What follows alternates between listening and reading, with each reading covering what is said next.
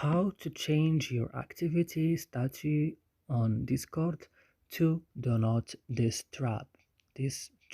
Yeah,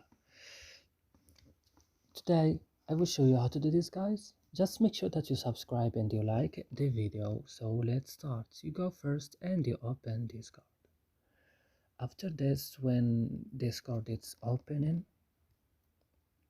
you will go down and open here your profile, and then guys, you will go to set statue and click on it, and then you will change it from online to do not disturb, like this. And as you see now, it's changed it, so it should work with us. And that's it. I hope this video is useful and helpful for you. Don't forget to like it, subscribe to our channel.